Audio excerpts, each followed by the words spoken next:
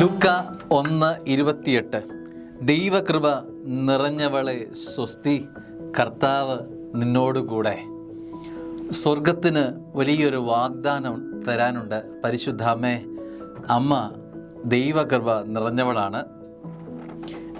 നീ കർത്താവിൻ്റെ കൃപയാൽ നിറയപ്പെട്ടവളാണെന്നുള്ള സ്വർഗത്തിൻ്റെ വാഗ്ദാനം അമ്മയിലേക്ക് നിറയാ. കർത്താവ് നിൻ്റെ കൂടെയായി. നീ എന്തൊരു വലിയ ബ്ലെസ്സിങ്ങാണ്. ജീവിതത്തിൽ സ്നേഹമുള്ളവരെ, പലതും നേടിയെടുക്കാനുള്ളൊരാഗ്രഹം നമുക്കുണ്ട്. ആ നേടിയെടുത്തതെല്ലാം കർത്താവിനോളം വരുമോ? കർത്താവ് നിൻ്റെ കൂടെയുണ്ട്, എൻ്റെ കൂടെയുണ്ട് എന്ന് പറയുന്നതും, എനിക്ക് വലിയ സമ്പാദ്യങ്ങളുണ്ട്, എനിക്ക് വരുമാനങ്ങളുണ്ട്, എനിക്ക് വലിയ വീടുണ്ട്, എനിക്ക് അതുണ്ട് ഇതുണ്ട് എന്നൊക്കെ നമ്മൾ വാചാലരാകുമ്പോൾ കർത്താവ് കൂടെ ഇല്ലെങ്കിലോ? അമ്മ ബാക്കിയെല്ലാം അവൾക്കുണ്ടെങ്കിലും കർത്താവ് കൂടെ ഇല്ലാത്തൊരവസ്ഥ അവളുടെ ജീവിതത്തിൽ വന്നെങ്കിൽ അവൾ ഒന്നുമില്ലാത്തവളായി പോയേനെ. പരിശുദ്ധ അമ്മ എല്ലാം നിറയപ്പെട്ടത് എങ്ങനെയാണ്?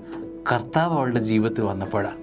സ്നേഹമുള്ളവരെ, നമ്മുടെ ജീവിതത്തിലും കർത്താവ് കൂടെ ഉണ്ടെങ്കിൽ, കർത്താവ് നിൻ്റെ കൂടെയുണ്ട് എന്ന് പറയുമ്പോൾ നീ എല്ലാ അനുഗ്രഹങ്ങളുടെയും കലവറയാണെന്ന, എല്ലാ അനുഗ്രഹങ്ങളും നിന്നിൽ വന്നു ചേരുമെന്നതിൻ്റെ അർത്ഥം അതുതന്നെയാണ്.